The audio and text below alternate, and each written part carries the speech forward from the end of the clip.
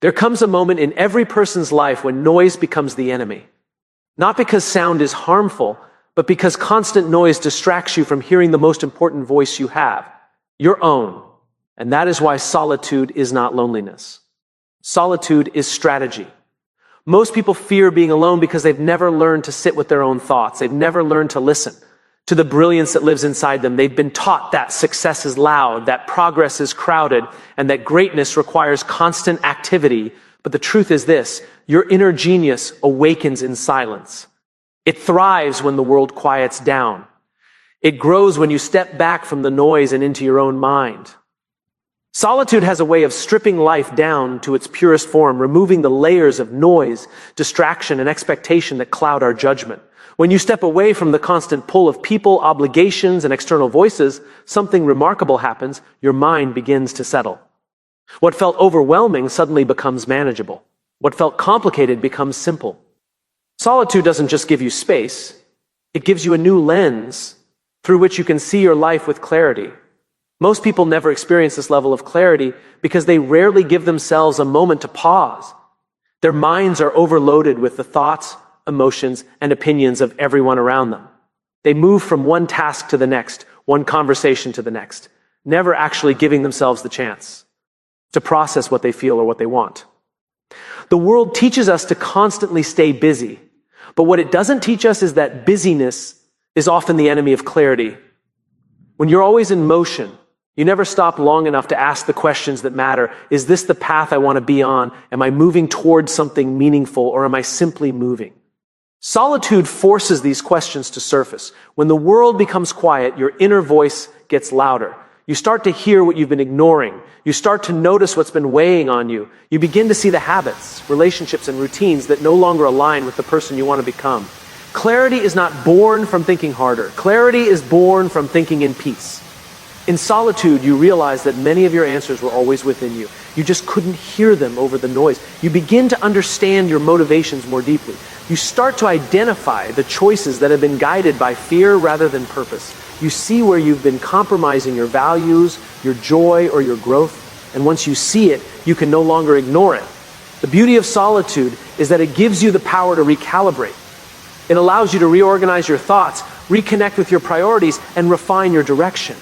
It's in these quiet moments that you discover what truly matters and what is simply taking up space. Solitude doesn't change your life by adding anything new. It changes your life by removing what was blurring your vision. When the distractions fall away, clarity rises, and once you have clarity, every step forward becomes intentional, powerful, and aligned with who you truly are. Solitude unlocks creativity in a way that no crowded room, no busy environment, and no constant stream of stimulation ever can. Creativity is not something that appears on command. It emerges when the mind finally has room to breathe. When you step away from the noise of the world, you give your mind the freedom to wander, to imagine, to explore possibilities it normally doesn't have time to consider. Ideas don't grow under pressure. They grow in spaciousness and stillness in the quiet corners of your mind where inspiration has space to move. Most people misunderstand creativity. They think it comes from being surrounded by activity, by people, by energy. They assume ideas are sparked by interaction alone. But the deepest, most original thoughts often appear when you disconnect. Solitude becomes the sanctuary where the mind can play without judgment, without comparison, without interruption. It's in these moments that you begin to connect ideas in ways you never have before. You start to see patterns, possibilities, and solutions that were invisible in the noise. When you are alone, your brain shifts into a slower rhythm. This slower pace is not laziness. It is fertile ground. You're no longer rushing to respond, to impress, or to react. You're simply thinking, and this kind of thinking, free, open, unfiltered, is the birthplace of creativity. In solitude, your imagination stretches. You allow yourself to think strangely, boldly, unconventionally. You entertain ideas you might have dismissed in front of others. You experiment mentally with concepts that feel too risky to share out loud. Solitude gives you permission to be wildly creative without fear. This is why so many breakthroughs, inventions, art pieces, and visionary ideas come from people who intentionally retreat into isolation. History shows us that solitude is not a barrier to creativity, it is the catalyst. When you silence the world, you amplify your imagination. When you step away from others' expectations, you step closer to your own originality. In solitude, you also reconnect with curiosity. You begin to ask questions again. You explore thoughts without needing them to be perfect. You rediscover the childlike wonder that fuels innovation. Curiosity thrives in quiet because it isn't competing with noise. The truth is simple. You are far more creative than you think. You just haven't given yourself the space to see it. Solitude is not empty time. It is creative energy waiting to be unleashed. And when you embrace it, you tap into a level of imagination that can transform ideas, projects, and even your life. Solitude strengthens emotional intelligence because it gives you something the world rarely offers, the space to understand yourself. Most people move through life reacting to situations without ever asking why they react the way they do. They feel anger, fear, frustration, or doubt, but they don't trace those emotions back to their roots. They simply feel and move on. Emotional intelligence is built not by avoiding emotions, but by examining them. And solitude provides the stillness required for that examination. When you spend time alone, you begin to notice what triggers you. You become aware of the moments that drain your energy and the situations that elevate your stress. You start to observe the patterns in your behavior, the things you tend to repeat without realizing it. Instead of blaming external circumstances, solitude allows you to look inward and understand your own emotional reactions. This awareness is the first pillar of emotional intelligence, the ability to recognize what you feel, when you feel it, and why you feel it. In the quiet, you also gain access to the emotions beneath the surface. Many of the feelings we experience, frustration, irritation, impatience, are simply masks for deeper emotions like hurt, fear, or insecurity. The noise of daily life distracts you from seeing these deeper layers, but in solitude, they come into focus. You learn to be honest with yourself. You learn to acknowledge feelings you may have avoided or suppressed. This honesty builds emotional maturity because you're no longer hiding from yourself. Solitude also teaches emotional regulation. When you are alone, there is no one to react to, no one to blame, and no one to impress. You learn to sit with your emotions instead of immediately discharging them, living intentionally. Ultimately, solitude connects you to purpose by bringing you back to yourself. It strips away the noise so you can hear your inner calling. It clears the confusion so you can see the path ahead. When you embrace solitude, you don't just discover your purpose. You align your life with it. Understanding. The more aware you are of your own emotional landscape, the more you can understand others. When you know your own struggles, fears, and insecurities, you become more compassionate toward the struggles of others. Ultimately, solitude strengthens emotional intelligence by teaching you the one lesson the world never teaches: how to understand, navigate, and lead yourself. And when you can lead yourself emotionally, you become far more capable of leading your life with clarity, intention, and wisdom. Solitude builds self-belief because it places you in the one environment where confidence is truly formed, an environment where you rely on yourself. Most people try to build confidence through external validation, approval, compliments, recognition, applause. But real self-belief isn't created by what others say about you. It's created by what you prove to yourself in silence. When you spend time alone, you begin to understand your strengths without needing anyone else to confirm them. You start relying on your own judgment, your own instincts, your own ability to handle challenges. And in those moments, something powerful begins to grow. A quiet conviction that you are capable. When you're always surrounded by people, it's easy to let their opinions shape your confidence. If they praise you, you feel good. If they doubt you, you shrink. But solitude removes the noise. It forces you to develop an internal voice that is stronger than external approval. You learn to trust your decisions because you made them without someone else steering you. You learn to value your ideas because they were formed in your own mind. You begin to see that your worth does not depend on being noticed, liked, or validated. Solitude also shows you what you can do when you handle tasks alone, when you think through problems alone, when you confront your fears alone. You gather evidence. Evidence that you can stand on your own. Evidence that you don't break when life gets difficult. Evidence that you are stronger than you believed. Self-belief doesn't come from motivation, it comes from proof. And solitude is the place where that proof is collected. Spending time alone also removes comparison. When you're around others, whether consciously or not, you compare yourself, their achievements, their pace, their strengths. Comparison slowly erodes self-belief by convincing you that you're behind or not enough. Solitude shifts your attention from what others are doing to what you are capable of doing. It allows you to measure your progress by your own standards, not someone else's highlight reel. Most importantly, solitude deepens your relationship with yourself.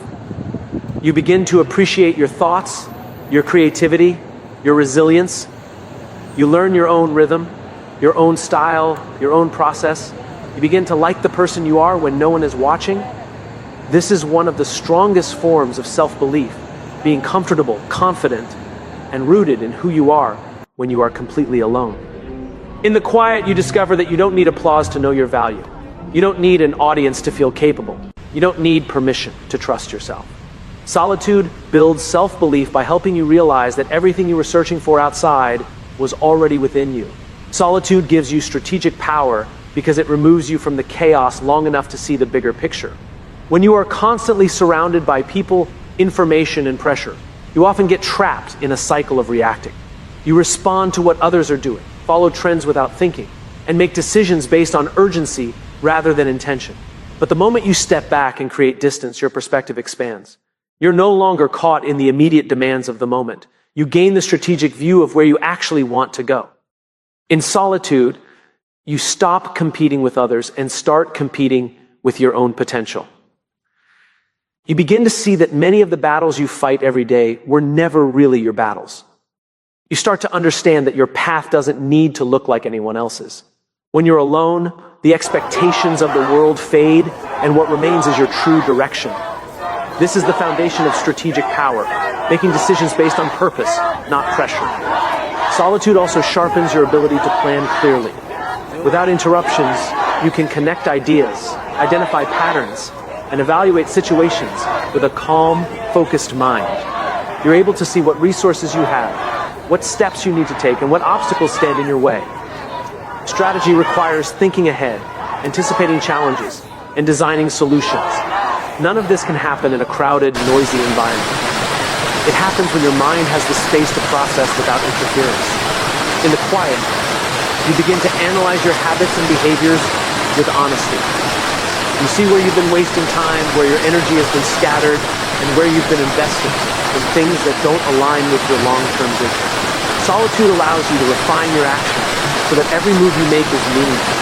Instead of trying to do everything, you begin focusing on the things that matter most. That level of focus is what turns average performance into powerful strategy. Another advantage of solitude is the ability to think independently.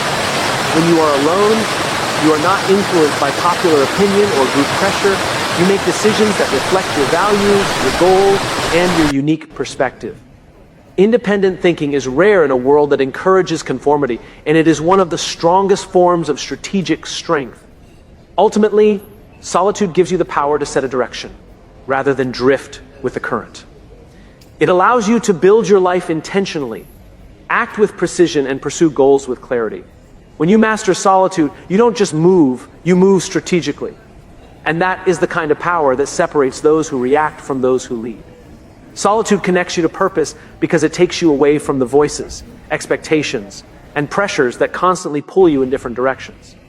In the quiet, you finally have the chance to hear the only voice that truly matters when it comes to purpose, your own. Most people search for purpose externally, in careers, relationships, achievements, or validation. They assume purpose is something they stumble upon through activity. But purpose isn't something you find in the world, it's something you uncover within yourself. And solitude is the space where that uncovering happens. When you're alone, you begin to notice the desires, values, and dreams that get drowned out by the noise of daily life. You realize which goals excite you and which goals were never yours to begin with. You see the difference between what others expect from you and what you genuinely want for yourself. In solitude, there's no competition, no comparison, no pressure to perform. You are simply left with your own truth. And that truth is the seed of purpose. Solitude also forces you to confront the parts of your life that are misaligned. You begin to see where you've been saying yes when you should have said no, where you've been drifting instead of choosing, and where you've been following a path that doesn't feel meaningful. Purpose requires honesty, and solitude creates the environment where honesty becomes unavoidable. It reveals what feels right, what feels wrong, and what needs to change. Without quiet reflection, purpose stays buried and ignored. In the calm of solitude, you start asking the deeper questions. What kind of life do I want to live? What impact do I want to make? What kind of person do I want to become? These questions rarely surface when you are rushing through life. But in the stillness, they rise to the top, demanding your attention. The more you explore them, the closer you come to understanding your purpose. Solitude also helps you connect your daily actions with your long-term vision. It bridges the gap between what you do and why you do it. When you reconnect with purpose, even the smallest tasks begin to carry meaning. You stop living on autopilot and you develop patience with yourself. You learn how to calm your mind, how to observe your thoughts without being overwhelmed by them, and how to respond thoughtfully rather than impulsively. This ability to control your internal environment is one of the most powerful skills a person can have. Another aspect of emotional intelligence that grows in solitude is empathy. Most people don't realize that empathy starts with self